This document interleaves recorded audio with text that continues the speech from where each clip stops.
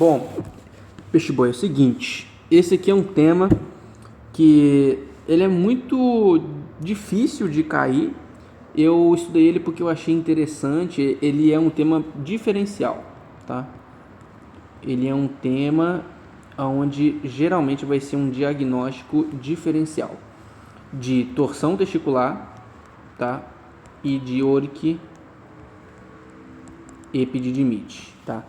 Então, para você saber, eu não tinha muito conhecimento dele até hoje, dei uma estudada, é um tema muito curto, muito sucinto, muito tranquilo de entender. E vamos lá, o que é a varicocele, cara? Nada mais é do que uma dilatação anormal da veia espermática interna e do plexo pampiniforme. Então eu coloquei essa imagem anatômica aqui, ó, onde a gente tem a dilatação do plexo pampiniforme e da veia espermática interna, perfeito? 40% dos homens que possuem infertilidade, eles sofrem e padecem da varicocele. Então, espera que tem um corno passando aqui de moto, porque a mulher dele tem que saber que ele está chegando para poder mandar o amante dela se esconder dentro do armário, né? Então, o que acontece? A etiologia é por um aumento da pressão hidrostática dentro da veia, tá? Então aqui está a veia e começa a haver um aumento da pressão que incha as veias e deixam elas dilatadas e anormalmente congestionadas, que vem a causar então um problema. Então, primeiro, a gente tem uma incompetência da válvula, né, da válvula, melhor dizendo, venosa. E, segundo, a gente tem uma maior predisposição à esquerda. Tá vendo que é bem no plexo pampiniforme esquerdo que a gente está tendo a maioria dos sintomas, que está representado aqui graficamente. Porque que acontece? O plexo pampiniforme e a veia espermática interna, direitos, eles desembocam na veia cava no ângulo de 45 graus. Então isso aqui favorece a drenagem venosa do testículo para a veia cava, certo? Enquanto que no plexo pampiniforme de esquerdo é desembocado na veia renal esquerda, olha lá, no ângulo de 90 graus, ou seja, perpendicular à veia renal esquerda. Aí você deve estar se perguntando, e o que tem a ver o plexo pampiniforme, né? A veia espermática está sendo desembocada na veia renal ao invés da veia cava. É o seguinte, jovem gafanhoto, acontece um fenômeno que a gente chama de quebra-nozes, porque a veia renal esquerda ela está sendo comprimida pela artéria mesentérica superior e pela artéria renal. Não sei se você pode ver, mas ela está entre esses dois, ó. Entendeu? Estou chamando a atenção de você para cá, ó. Ela está entre a artéria mesentérica superior e a artéria aorta descendente, né, torácica. Então, isso faz um pinçamento da veia renal que já dificulta a drenagem natural, né, do rim esquerdo, pior ainda a drenagem da veia espermática esquerda.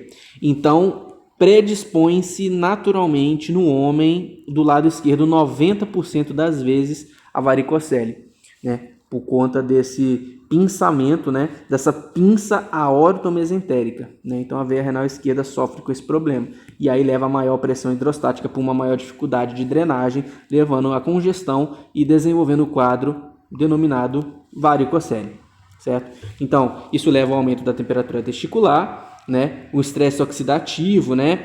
Hipóxia testicular, porque a gente não tem a substituição dos metabólicos e do dióxido de carbono, então leva então aí uma infertilidade, uma atrofia do testículo, né? Então tem essas repercussões e danos às células germinativas, levando então a um quadro de infertilidade, que muitas vezes no homem, isso daqui é assintomático, tá? Não tem nenhum sintoma. O cara simplesmente tem isso daí, atrapalha a fecundação e o casal é infértil. Então é muito importante estar buscando isso aqui como um diferencial, tá? Então esse aumento da pressão hidrostática que leva a esses problemas aí no testículo, certo? Então a gente tem aumento da pressão venosa, dilatação das veias do plexo pampiniforme e mais associado à incompetência dessas válvulas venosas. Vai levar o fluxo retrógrado, que era para ir para a veia renal, certo? E para a cava, retrogradamente volta ao testículo, levando a uma dilatação local, hipóxia, dano celular, infertilidade, atrofia, que eu já expliquei. Entendeu? Então, pensamento aortomesentérico da veia renal esquerda leva a varicocele, tá? Na 90% das vezes.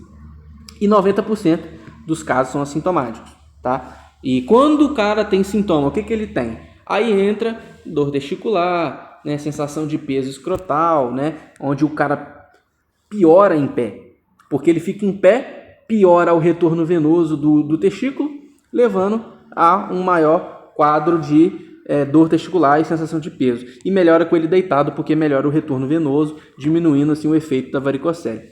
A infertilidade, como eu expliquei, né, aumento da temperatura é o que vai causar o comprometimento da espermatogênese, né, por conta da êxtase venosa ali, e a atrofia do testículo acometido, que normalmente é o esquerdo, certo?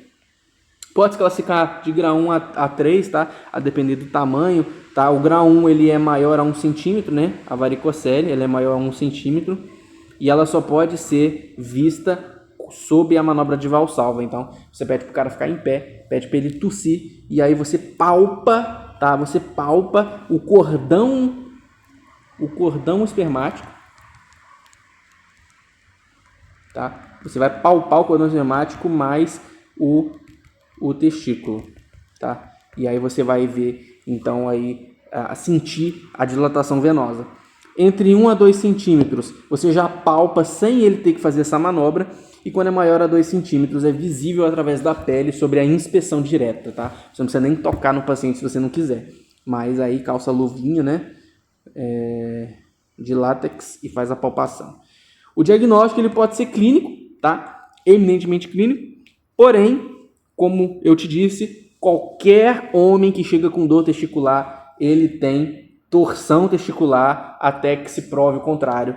Tem que fazer o Doppler colorido da bolsa escrotal para avaliar o fluxo. E no caso da varicocele, diferentemente da torção, vai ter um aumento exagerado de fluxo venoso ali, né? Vai ter uma êxtase venosa ali, né? Diferente da ausência de circulação na torção testicular. Então, o paciente em pé, você vai buscar dilatações venosas com inspeção, palpação, manobra de Valsalva, vai palpar o cordão espermático, vai palpar a bolsa escrotal dele, tentando sentir as veias do plexo pampiniforme dilatados, que eu acabo de esquecer aqui, né? O plexo pampiniforme nada mais é do que a junção de tributárias do epidídimo e das veias espermáticas, né? Esse aqui é o plexo pampiniforme. É por isso que o Axel era tão fascinado nele. Eu acho que ele gostava muito desses temas de varicocele, né, etc. E é isso. Cara, os exames aplicáveis aqui é a ultrassonografia com Doppler para descartar torção testicular. E com dúvida diagnóstica, você pode tomar a mão da venografia testicular, um exame muito mais complicado, difícil de fazer aí, mas é o que confirmaria o diagnóstico com 100% de especificidade, tá? Seria a venografia. O espermograma você vai pedir de praxe para quadros de infertilidade, né? Da parte do homem, né? Para ver se ele está infértil ali e daí, a partir daí, continuar a investigação. E as complicações, principalmente a infertilidade, atrofia testicular e disfunção erétil, tá? O cara também pode ter disfunção erétil. Diferenciais. Temos a hidrocele, tá? Hérnia inguinoescrotal, hematocele, cisto de epidídimo, orquiepididimite, torção testicular, tumor ou câncer de testículo. São todos diferenciais aí, apesar de eu não ter colocado todos, eu só coloquei 4 mais diferentes aí para você. Cara, o tratamento é muito sucinto, muito fácil, muito prático. É a famigerada varicocelectomia. Tá? Varicocelectomia subinguinal.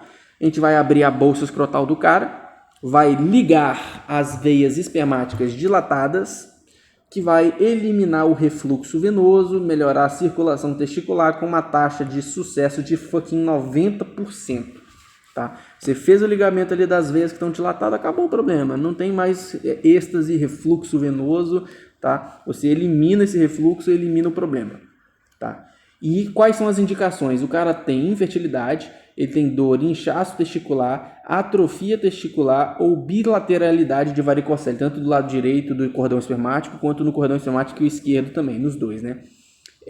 E principalmente também se ele é um adolescente, tá? O adolescente que possui alteração do tamanho de um testículo para o outro, então tem que fazer no exame físico com orquidômetro, né? Você tem que medir os dois testículos e se um tiver maior que o outro, já tem indicação de varicocelectomia. Você abre lá, liga os vasos e acaba com o problema. Muito simples de resolver. Beleza? É só isso que faz o tratamento, tá? Não tem mais nada a se fazer por esse paciente a não ser cirurgia. E quando ele é assintomático, o que você faz? O que a gente faz? Nada. Você não faz nada. Você deixa quieto, tá? Porque se não tá dando sintomas para ele, não tem problema nenhum, tá? É isso.